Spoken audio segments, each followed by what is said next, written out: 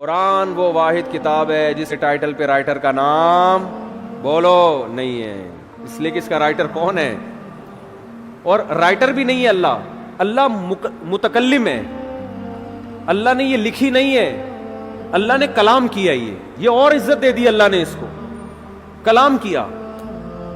جبریل سے کلام کیا اور جبریل کے ذریعے اپنا کلام نبی کے قلب پہ نازل کیا۔ ایسا اللہ جب کلام کرتا تھا نا ہمارے نبی صلی اللہ علیہ وسلم کے قلب پہ، اس کلام کو جو اللہ کی ذات سے نکلا ہوا کلام، اس کو جب ہمارے نبی کے دل پہ نازل کرتا تھا، آپ صلی اللہ علیہ وسلم کو شدید سردی میں سخت ترین پسینہ آتا تھا۔ آج جو ہم نے آیت پڑھی ہے نا کہ کلوا واشربوا حتی یتبین لکم الخیط الابیض من الخیط الاسود من الفجر، پہلے یہ آیت نازل ہوئی کہ تم صبح سحری کے وقت تک کھا سکتے ہو جب تک سفید دھاگا کالے دھاگے سے جدا نہ ہو جائے۔ اصل میں اللہ تعالیٰ یہ بتا رہے تھے کہ اتنی روشنی ہو جائے کہ سفید اور کالے دھاگے میں فرق تمہیں نظر آنا شروع ہو جائے۔ یہ جب ہوتا ہے جب مشرق کی طرف سورج کی روشنی ایسے لمبائی میں پھیلنا شروع ہوتی ہے۔ اب صحابی کی سمجھ میں ہی نہیں آیا، وہ سمجھے کہ اس آیت کا یہی مطلب ہے کہ کالا دھاگا اور سفید دھاگا، حالانکہ یہ کنایا تھا کہ صبح صادق ہو جائے۔ تو وہ صحابی جو تھے نا وہ یہ لے کے بیٹھ گئے اور دھاگوں میں فرق کرنے لگے۔ تو جب فرق کرنے لگے تو پریشان ہوئے، نبی صلی اللہ علیہ وسلم کے پاس آئے کہ اللہ کے کلام کا مطلب کیا ہے۔ تو آپ صلی اللہ علیہ وسلم پر اللہ نے ایک لفظ نازل کیا چھوٹا سا، کلوا واشربوا حتی یتبین لکم الخیط الابیض من الخیط الاسود، کہ رات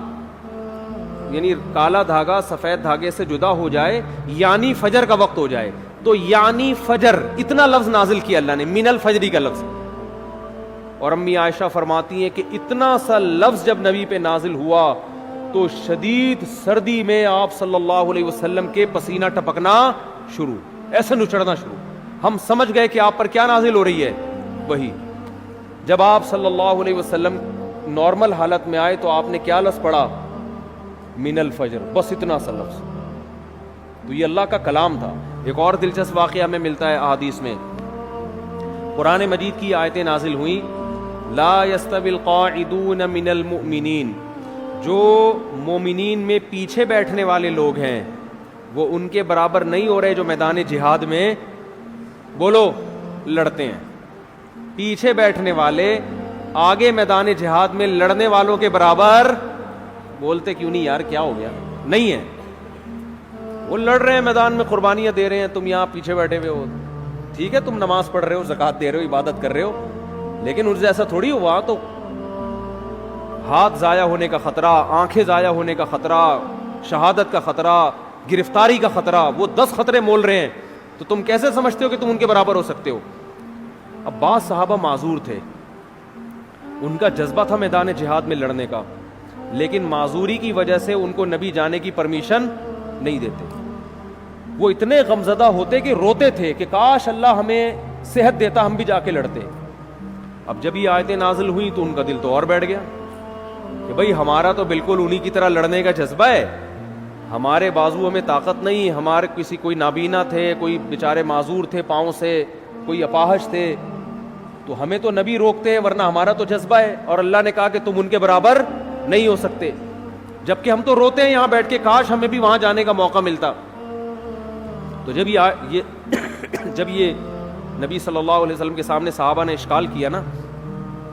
تو ایک صحابی فرماتے ہیں کہ آپ صلی اللہ علیہ وسلم کی ران مبارک میری ران پر تھی،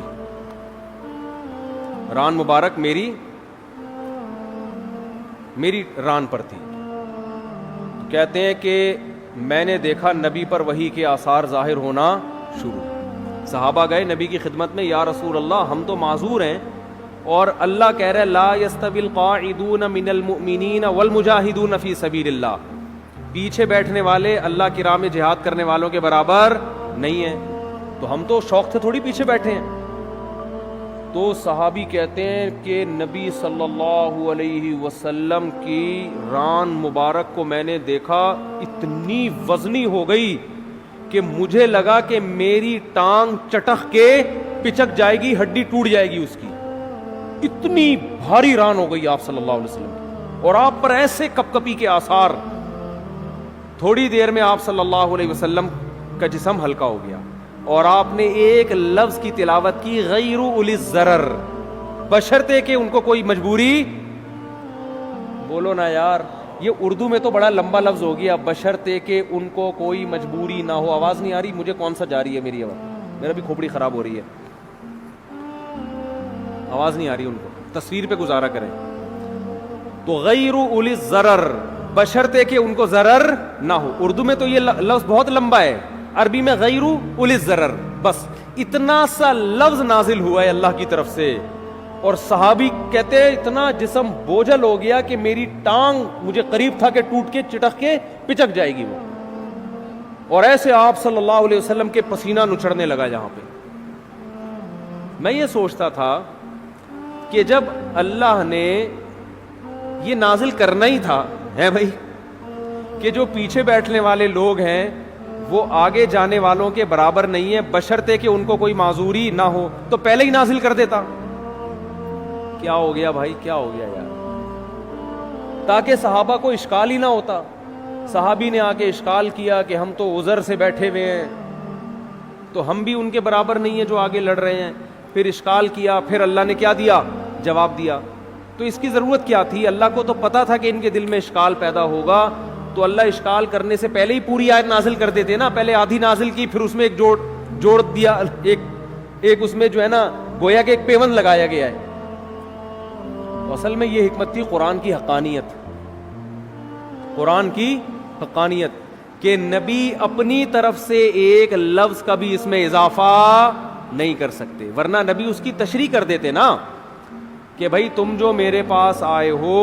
اور یہ پوچھ رہے ہو کہ پیچھے بیٹھنے والے آگے بیٹھنے والوں کے برابر نہیں ہیں، تو میں نے اللہ سے پوچھا، اللہ نے مجھے بتا دیا ہے، میرا وہی تو ویسے بھی آتی تھی نا جس کو حدیث کہا جاتا ہے، یہ بھی تو اللہ سے پوچھ کے ہی باتیں کرتے تھے آپ صلی اللہ علیہ وسلم۔ تو میں نے اللہ سے پوچھا، اللہ نے بتایا کہ اس میں خود بخود یہ شرط لگی ہوئی ہے کہ بشرطے کہ کوئی عذر نہ ہو، یہ بتا دیتے، لیکن نہیں، اللہ نے یہ ثابت کرنا تھا کہ اس میں نبی اپنی طرف سے کوئی ایڈیشن بولو نہیں کر سکتے، اور صحابہ کو یہ بھی دکھانا تھا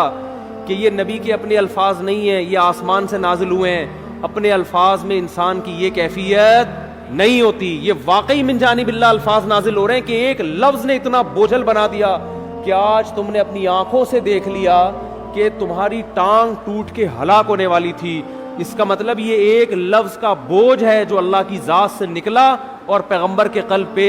نازل ہوا، تاکہ صحابہ کو اور اطمینان ہو جائے کہ یہ ان کا کلام نہیں ہے، اپنے کلام کے وقت یہ کیفیت تھوڑی ہوتی ہے انسان کی۔ تو ایسا اللہ نے حفاظت کا وعدہ کیا۔